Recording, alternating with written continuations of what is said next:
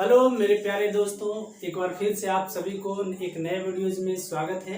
मेरे प्यारे दोस्त, मैं हूं प्रवीण कुमार और आप सभी को प्यार भरा नमस्कार। दोस्तों, अभी हम लोग प्रॉफिट एंड लॉस चल रहे हैं और प्रॉफिट एंड लॉस में अभी तक हमने आपको 6 वीडियोज दे चुका है। उन 6 वीडियोज में बहुत सारे ऐसे कंटेंट आपके लिए दिए गए हैं जो कहीं ना कहीं डायरेक्ट एग्जाम में आपके लिए आता है।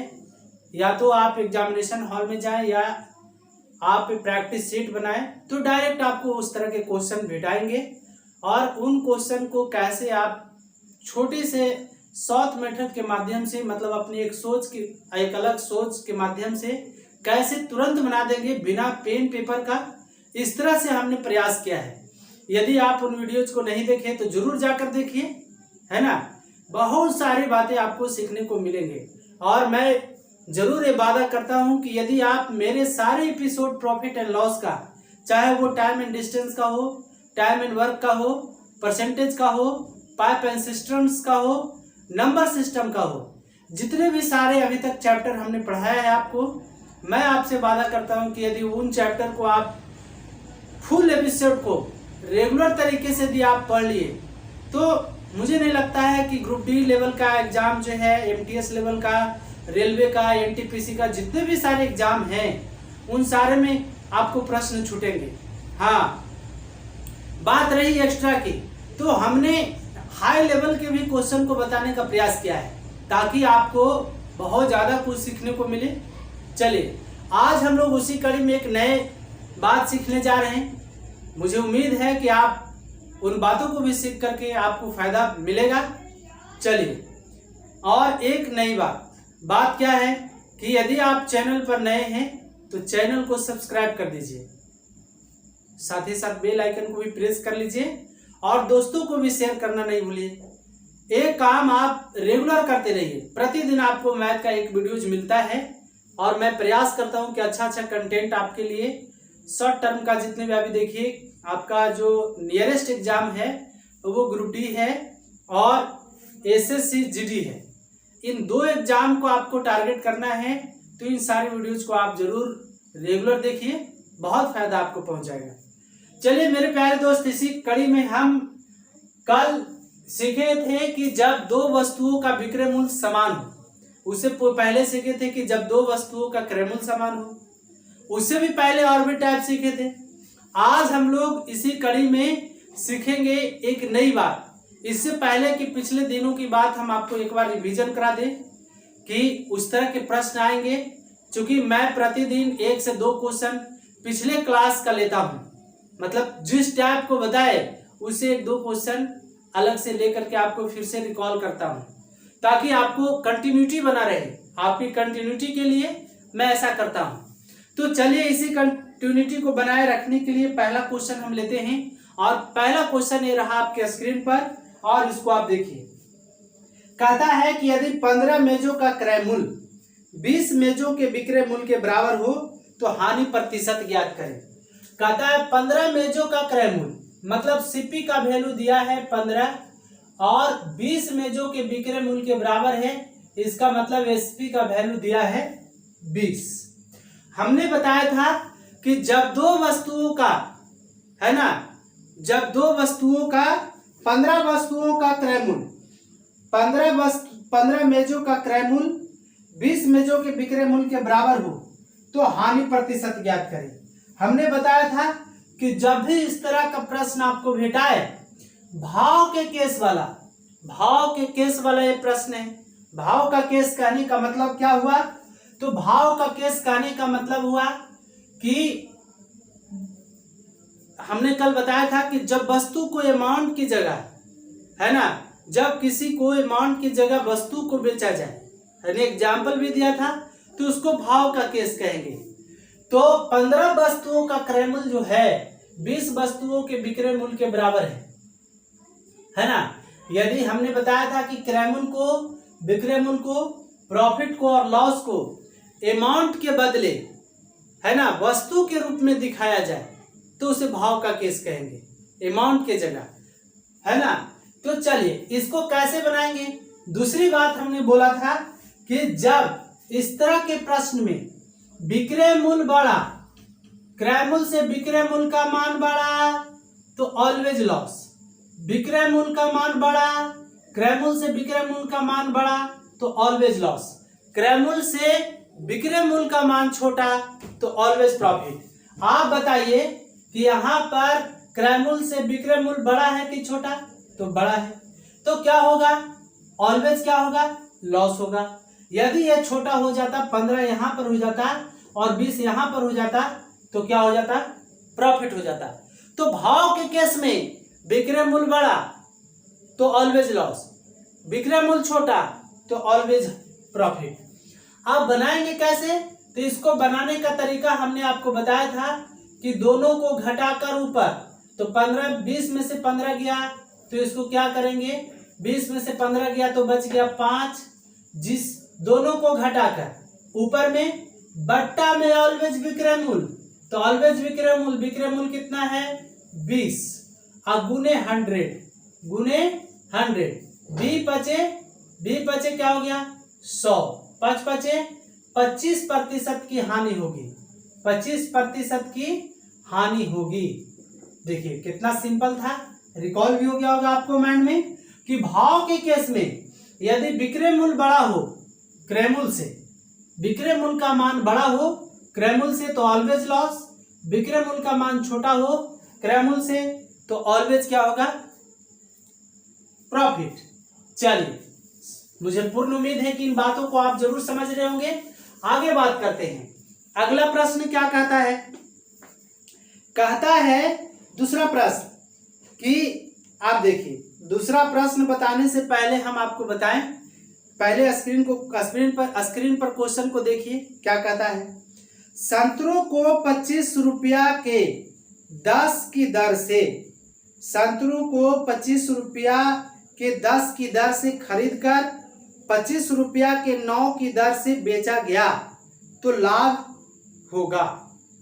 जब भी इस तरह का प्रश्न हो, जब भी इस तरह का प्रश्न हो, किस तरह का, देखिए टाइप बदल गया, कौन सा टाइप आ गया कि जब आ गया टाइप, क्या कहां चला गया प्रश्न, हाँ जब टाइप आ गया कि जब ए रुपया में बी वस्तु, ए रुपया में बी वस्तु खरीद कर बी रुपया में ए वस्तु बेची जाए, ए रुपया में बी वस्तु खरीद कर, ए रुपया में मतलब ये सीखिएगा सावधान, एकदम मतलब सावधानी पूर्वक, जब ए रुपया में क्या, जब ए रुपया में बी वस्तु खरीद कर, ए रुपया में बी वस्तु, अब देखिए यहाँ पर ए का मतलब ए रुपया, कहीं कहीं कोई किताब में पी रुपया भी दिया रहता है, 100 रुपया भी दिया रहता है, कुछ भी दिया रह सकता है।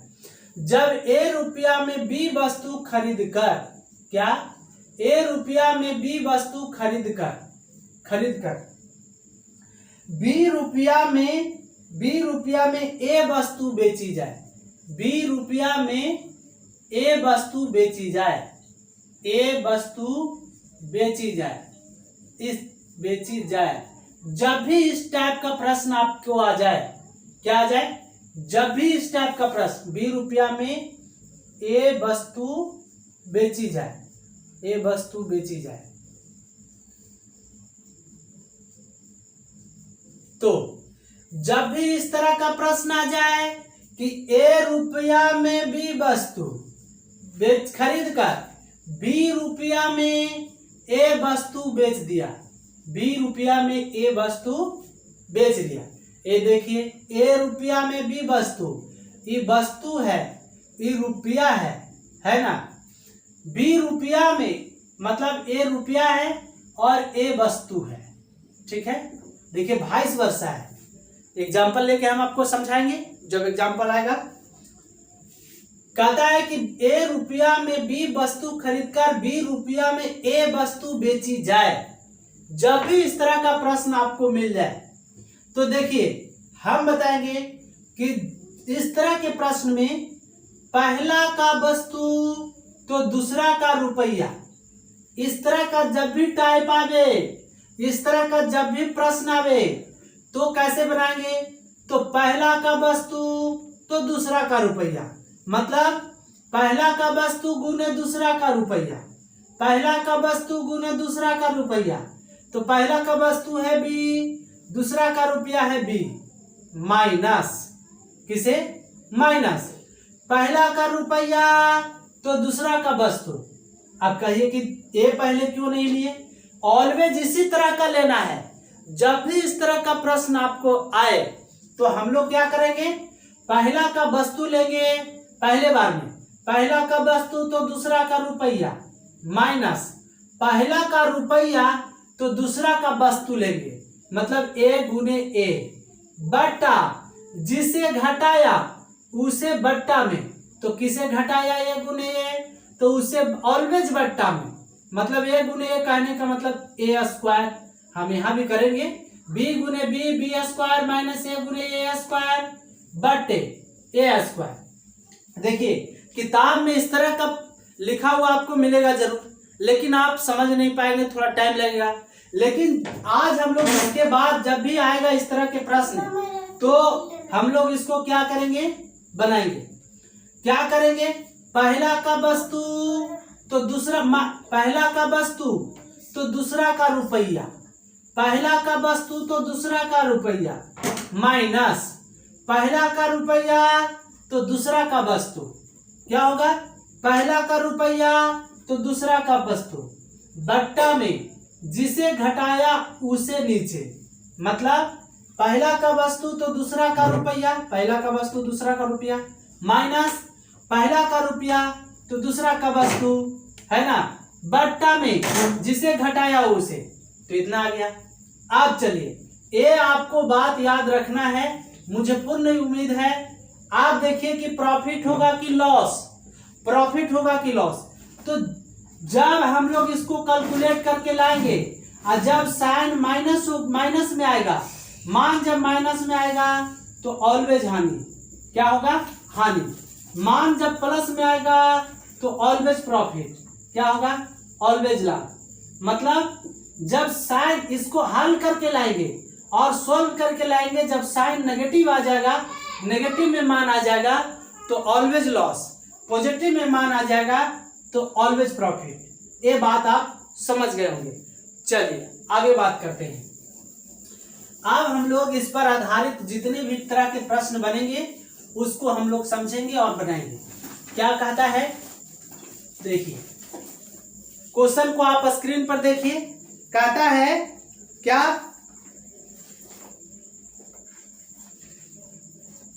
कि संतरों को, क्या, संतरों को 25 रुपया के 10 की दर से, संतरों को 25 रुपया के 10 की दर से, मतलब 25 रुपया के 10 की दर से, मतलब ये है वस्तु 25 रुपया, ये है रुपया, 25 रुपया के 10 की दर से खरीद कर 25 रुपया के 9 की दर से, क्या, 25 रुपया के 9 की दर से, 9 की दर से, ये है वस्तु, 9 की दर से बेचा गया तो लाभ होगा, तो लाभ होगा। अब क्या होगा, ये तो पहले ही डिफाइन कर दिया कि लाभ होगा। तो पहला का वस्तु तो दूसरा का रुपया, पहला का वस्तु ऑलवेज लेना है, पहला का वस्तु तो दूसरा का रुपया, ये दोनों ऑलवेज गुना में, तो 25 गुने कितना होगा, 10, माइनस पहला का रुपया तो दूसरा का वस्तु, तो पहला का रुपया कितना है 25, और गुने कितना हो जाएगा बी का मान कितना 9, बी नहीं 9, बट्टा में जिसे घटाया उसे, बट्टा में जिसे घटाया उसे, तो 25 गुने 9, तो 25 गुने 9 घटाए हैं, तो 25 गुने 9, 25 नमा 2 25, 25 नमा 2 25, है ना, गुने क्या, गुने कुछ भी नहीं। आप चलिए 25 दहा को 250, तो कितना आ गया 225, 225 माइनस 25 नमा 2 25, 25 नमा 2 25, 225 बट्टा 225, है ना, और गुने क्या 100, गुने 100। अब क्या करेंगे 25 बट्टा हो जाएगा 25 क्या करेंगे, आ गया 25, ऊपर आ गया 250 में से 225 जाएगा तो बचेगा कितना 25 बटा 225 अगुने क्या 100, 25 नंबर 2 25 और कितना हो जाएगा 25 नंबर 2 25 आ गया 1/9 गुने 100, 1/9 कहने का मतलब 100 बटा कितना आ गया 9, और 100/9 को हम लोग करेंगे 11.1/9%। देखिए प्लस में मान आया है इसलिए क्या होगा प्रॉफिट होगा, प्लस में मान आया है इसलिए प्रॉफिट। चलिए मुझे पूर्ण उम्मीद है कि आप समझ गए होंगे। पहला का वस्तु लेंगे तो दूसरा का रुपया, फिर इसके बाद दूसरा का वस्तु, पहला का रुपया तो दूसरा का वस्तु, आगे बात करते हैं। चलिए अगला प्रश्न देखिए, अगला प्रश्न क्या कहता है,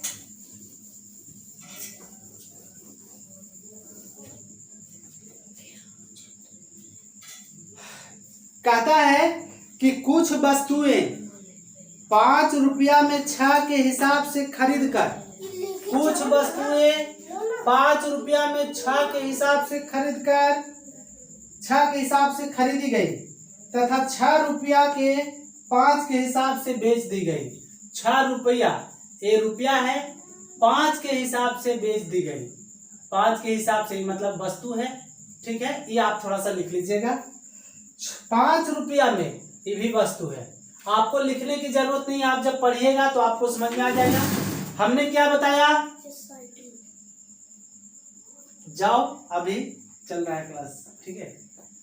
तो क्या करेंगे, हमने बताया आपको तरीका कि पहला का वस्तु तो दूसरा का रुपया, तो पहला का वस्तु कितना है 6, दूसरा का रुपया है 6, तो 6 गुने 6 कितना होगा, 6 गुने 6 36, माइनस, हमेशा फॉर्मूला में माइनस होगा। अब लेंगे पहला का रुपया तो दूसरा का वस्तु, माइनस में पहला का रुपया तो दूसरा का वस्तु। हमेशा आपको क्या ध्यान में रखना है कि पहली बार में पहला का वस्तु लेंगे तो दूसरा का रुपया, माइनस दूसरी बार में पहला का रुपया तो दूसरा का वस्तु। तो 5 गुने 5, 5 गुने 5 25, जिसे घटाया उसे बट्टा में, जिसे घटाया उससे बट्टा में, तो 25 को घटाया तो बट्टा 25 अगुने 100, ठीक। तो 25 में 36 में से 25 गया, 36 में से 25 गया तो बच गया 11, 11/25 अगुने कितना 100, 25 चौके 100, 25 चौके 100, 11 चौक 44। देखिए प्लस में आया है, प्लस में आया मान, घटा के लाए, 36 में से 25 गया तो घटा कर लाया तो क्या आ गया प्लस में, तो प्लस में हो रहा है तो लाभ होगा ही होगा। अब प्रश्न में भी बोल रहा है कि लाभ होगा। जब भी इस तरह का प्रश्न आए तो हम लोग इसी मेथड से हल करेंगे। प्लस में मान आए तो ऑलवेज प्रॉफिट, माइनस में मान आए तो ऑलवेज लॉस, ठीक है। आगे बात करते हैं। मुझे पूर्ण उम्मीद है कि आप इन सारे प्रश्नों को समझ रहे होंगे और आपका आज के बाद इस तरह की कोई कंफ्यूजन नहीं रहेगा। चलिए आगे बात करते हैं। नेक्स्ट प्रश्न कहता है, आप क्वेश्चन को स्क्रीन पर देखिए, कि यदि मैं 10 रुपया के 11 की दर से वस्तुएं खरीद कर उन्हें 11 रुपया में 10 की दर से बेचता तो लाभ प्रतिशत होता। हाँ, कहता है कि 10 रुपया के 11 की दर से, 10 रुपया के 11 की दर से, ये रुपया है 11 की दर से, मतलब ये है वस्तु, ये है 11 की दर से खरीद कर उन्हें 11 रुपया में, 11 रुपया में, रुपया तो अब ऐसे पड़ता है ना, 11 रुपया में 10 की दर से, मतलब ये हो गया वस्तु, बेचता तो लाभ प्रतिशत होता। हमने बताया कि जब भी इस तरह का प्रश्न आपको भेटाए, कहीं भी आ जाए, कोई परेशानी नहीं। हम लोग ये चौथा प्रश्न लगभग चल रहे हैं, तीसरा प्रश्न इस टाइप पर, अब आपके अंदर कंफ्यूजन नहीं रहना चाहिए। हमने क्या बोला कि जब भी इस तरह का प्रश्न आए तो पहला का वस्तु सबसे पहले लेना है, पहला का वस्तु तो दूसरा का रुपया, पहला का वस्तु गुने दूसरा का रुपया, तो पहला का वस्तु 11, दूसरा का वस्तु दूसरा का रुपया है 11, तो 11 गुने 11, 11 का स्क्वायर 121 माइनस, अब माइनस पहला का रुपया तो पहला का रुपया तो दूसरा का वस्तु, तो 10 गुने 10, 10 दहे 100 बट्टा में जिसे घटाया उसे, किसको घटाया 100 को, जितना घटाया उसको नीचे, और गुने 100। अब 121 में से 100 जाएगा तो बचेगा 21, अब बटा 100 और गुने कितना हो जाएगा 100, 100 से 100 कैंसिल आउट, 21% पॉजिटिव में आया है मान, तो 21% का क्या होगा लाभ होगा। देखिए कितना इजी है। आज के बाद इस तरह का प्रश्न आपको मिलेगा तो आप जरूर धराशायी कर देंगे। ठीक है, आगे बात करते हैं। बहुत ज्यादा कोई लंबा मेथड नहीं है, बहुत ही अल्प भी आप सोचेंगे, थोड़ा सा भी सोचेंगे तो इस तरह के मैथ को आप आसानी से डील कर सकते हैं। जरूरत है कि आपका कैलकुलेशन कैसा है, कैलकुलेशन को इम्प्रूव करना है तो आप स्क्वायर रूट, मल्टीप्लिकेशन 1 से 100 तक, 150 तक, जितना आपको स्क्वायर याद रहेगा आपके लिए उतना ही अच्छा रहेगा। तो चलिए आगे बात करते हैं इसी कड़ी में। नेक्स्ट प्रश्न, अब चलिए यहां से टाइप चेंज हो जाएगा। नेक्स्ट टाइप हम लोग देखेंगे। हर एक टाइप पर मैंने 3 से 4 प्रश्न आपको करवाया है ना, 4 से 5 प्रश्न। आप यदि उन टाइप को देख लिए तो बुक या सेट का कोई भी प्रश्न आपसे नहीं छूटेगा, क्योंकि देखिए सारा चीज चेंज हो सकता है, करंट अफेयर प्रतिदिन का चेंज हो जाता है, लेकिन मैथ का मेथड चेंज नहीं होता है। इसलिए मैथ जिनका अच्छा है तो एग्जामिनेशन में आप आसानी से, मैथ यदि आ गया 25 को तो 25 में 25 नहीं काटेगा कोई। बहुत आप थोड़ा मेहनत कर देंगे तो एमटीएस में मान लेते हैं 25 मैथ आता है, लड़का एमटीएस क्या, एसएससी सीजीएल, डाटा एंट्री है ना, सीएचएसएल, इस सब में 50 में 48 मैथ आपको डील करके आते हैं। तो इसके लिए आपको थोड़ा सा मेहनत करने की जरूरत है, आप भी कर सकते हैं, यू कैन डू इट, बस जरूरत है आपको प्रयास करने की। चलिए इसी कड़ी में हम लोग अगले टाइप के बारे में पढ़ रहे हैं, और अगला टाइप क्या है आप समझिएगा कि जब दो वस्तुएं भिन्न भिन्न मूल्य पर खरीद कर समान मूल्य पर बेची जाए और उन पर अलग अलग प्रतिशत लाभ या हानि होती तो, ये हम लोग सीखेंगे। चलिए आपको एग्जांपल से क्लियर हो जाएगा। कहता है कि एक व्यक्ति दो वस्तुएं एक ही मूल्य पर बेचता है। दो वस्तुएं, ये मान लेते हैं कि हमारे पास 2 वस्तु है और इन दोनों वस्तु को दाम में इसको बेचते हैं, उतना ही दाम में इसको भी बेच रहे हैं, है ना, एक ही मूल्य पर बेचता है। पहली वस्तु पर उसे 20% का लाभ तथा दूसरी वस्तु पर 25% का लाभ हुआ। पहली वस्तु पर उसे 20% का लाभ तथा दूसरी वस्तु पर 25% का लाभ हुआ। यदि पहली वस्तु का क्रय मूल्य 10,000 रुपया हो तो दूसरी वस्तु का क्रय मूल्य ज्ञात कीजिए। दूसरी वस्तु का, अब देखिए पहली वस्तु का क्रय मूल्य दे दिया, मतलब 2 वस्तुएं हैं, पहली वस्तु और दूसरी वस्तु। पहली वस्तु का क्रय मूल्य दे दिया है कितना, 1000 रुपया, 10,000 रुपया, और इस पर जो है 20% का लाभ होता है। ठीक है, दूसरी वस्तु को 25% लाभ पर बेची गई, दूसरी वस्तु पर 25% का लाभ हुआ। अब दूसरी वस्तु का क्रय मूल्य नहीं दिया हुआ है, दूसरी वस्तु का क्रय मूल्य नहीं दिया हुआ है, नहीं ना, और पूछता है कि तो दूसरी वस्तु का क्रय मूल्य ज्ञात कीजिए। पहली वस्तु का क्रय मूल्य दे दिया है, यदि हम दूसरी वस्तु का क्रय मूल्य 100 रुपया मान लें, या कॉस्ट प्राइस ही हम मान लेते हैं, या 100 रुपया मान लेते हैं, चलिए 100 रुपया मान लेते हैं।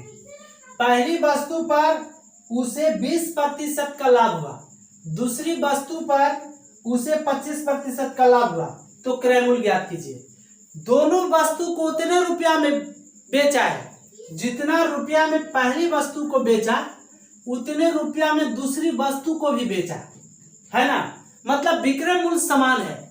इसका मतलब हुआ कि इन दोनों के बीच में बराबर का चिन्ह है। होगा कि नहीं?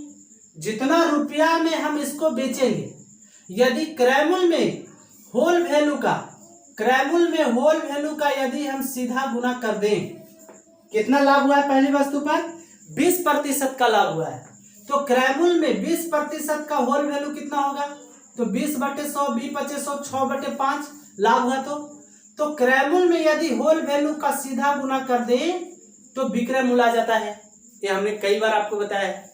देखिए, ये विक्रय मूल्य है, दूसरी वस्तु पर ये क्रय मूल्य माने थे, अब इस पर उसको 25% का लाभ हुआ, तो 25% लाभ का होल वैल्यू हो गया 5/4, है ना। 25 चौके 100 लाभ हुआ, तो जोड़कर ऊपर बट्टा में जो कहते हैं, हमने ये तरीका बताया है। यदि आप मेरे पहले video, second video, third videos नहीं देखे तो जरूर जाकर देखिए, आपकी कंफ्यूजन एकदम दूर हो जाएगी। आप देखिए, क्रय मूल्य में होल वैल्यू का सीधा गुना किए तो विक्रय मूल्य आ गया। अब विक्रय मूल्य जितना रुपया, दोनों वस्तु का विक्रय मूल्य बराबर है, मतलब जितना रुपया में इसको बेचा उतने रुपया में इसको भी बेचा, इसका मतलब दोनों का विक्रय मूल्य बराबर है। तो ये भी विक्रय मूल्य, ये भी विक्रय मूल्य, तो इसके बीच में बराबर का साइन देंगे कि नहीं देंगे? देंगे। अब हम काट देते हैं, देखिए कैसे कटेगा। तो कट जाएगा 2000 पचे 10,000, तो 2000 गुने 6 12,000, 12,000 बराबर 5x बटा कितना? 4। अरे x तो यहाँ मल्टीप्लाई हो जाएगा।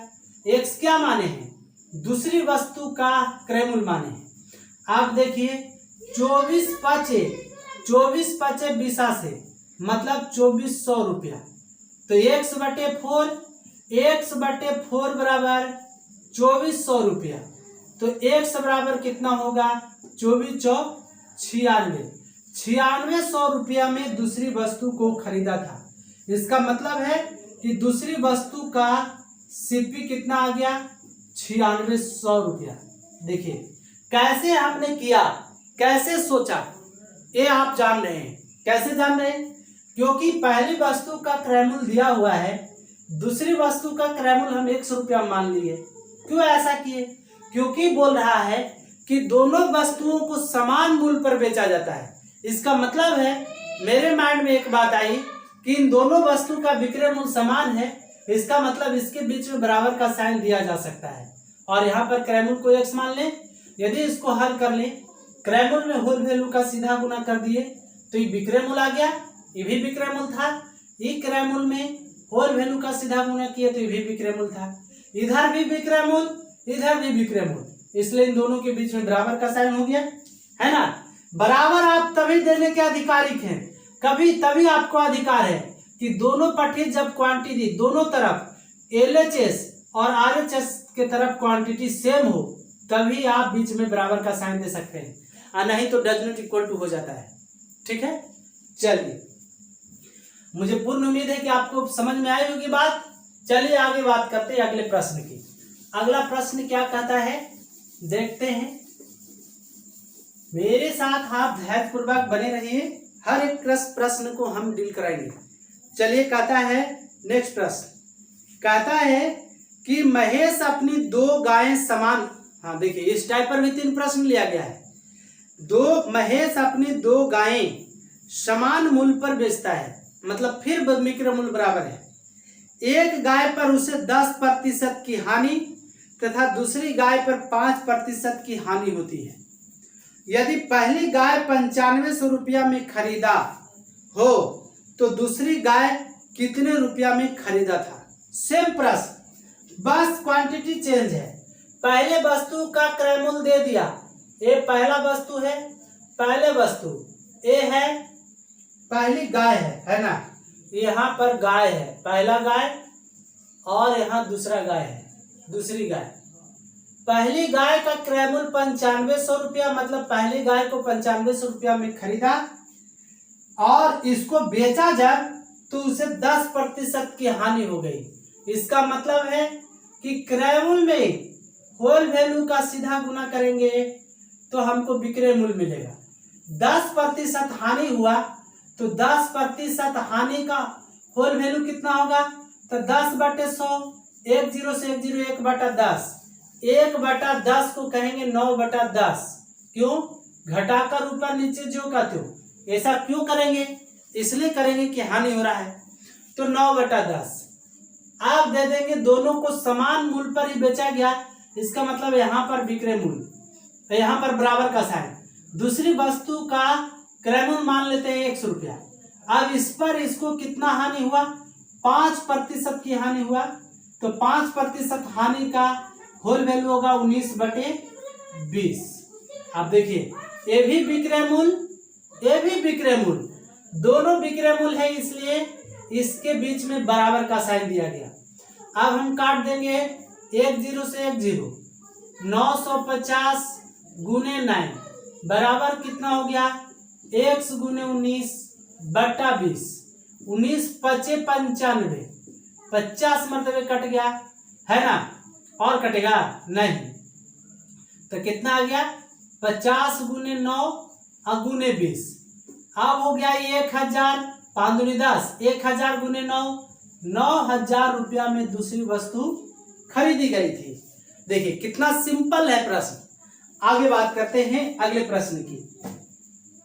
चलिए आप राइट डाउन कर लीजिए। अगला प्रश्न कहता है, सीखते जाइए धीरे धीरे। अगला कहता है कि राकेश 2 साइकिलें क्रमशः 1200 रुपया तथा 1500 रुपया में खरीद कर, देखिए अबर दे दिया है 1200 रुपया और 1500 रुपया में खरीद कर, पहला वस्तु का भी क्रय मूल्य दे दिया, पहला साइकिल का भी क्रय मूल्य दे दिया है। पहला साइकिल का क्रय मूल्य, 2 साइकिल खरीदा जिसमें पहले साइकिल और दूसरा साइकिल है ना। दूसरा साइकिल, पहले साइकिल को 1200 रुपया में खरीदा, दूसरे साइकिल को ये 1500 रुपया में खरीदा। ठीक है, खरीद कर एक को 20% के लाभ पर बेच दिया। मतलब पहले आया पहला लाइन आया 20% लाभ, इसका मतलब है कि इसको 20% लाभ पर बेच दिया। तो 20% लाभ का होल वैल्यू कितना होगा, 6/5 बेच दिया। बताइए दूसरे साइकिल को कितने प्रतिशत लाभ या हानि पर बेचे कि दोनों साइकिलों का विक्रय मूल्य समान रहे। दोनों साइकिलों का विक्रय मूल्य समान रहे, इसका मतलब कि दोनों का विक्रय मूल्य बराबर रहे, जितना में ही बिके उतना ही में ही बिके। अब कितने प्रतिशत लाभ या हानि पर बेचे, लाभ या हानि पर बेचे, कितने प्रतिशत लाभ या हानि पर। यदि लाभ कहता तो क्रय मूल्य में होल वैल्यू का सीधा गुना करते तो विक्रय मूल्य आ जाता, लेकिन यहां पर कह दिया कि कितने प्रतिशत लाभ या हानि पर बेचा जाए। तो अब हमको पता नहीं चल रहा है कि होल वैल्यू हम लाभ से निकाल करके लाएं कि होल वैल्यू हानि से निकाल करके लाएं। तो देखिए यहां कंफ्यूज नहीं करना है, ऑलवेज आपको लाभ से होल वैल्यू निकाल के लाना है। तो ऑलवेज लाभ से, यदि हम ऑलवेज लाभ से निकाल के लाना है होल वैल्यू। अब उसके बाद यदि हम उस इक्वेशन को हल करें, यदि मान नेगेटिव में आ जाए तब आप उसको कहिए कि इतना प्रतिशत की हानि पर बेचा था। यदि पॉजिटिव आ जाए तो आप कहिए कि वो लाभ पर बेचा था। लेकिन यहां पर हम लोग को काम किस से करना पड़ेगा, लाभ से ही काम करना पड़ेगा। अब मान लेते हैं कि P% लाभ पर दूसरी गाय को साइकिल को भी बेचा, तो P% लाभ का होल वैल्यू कितना होगा।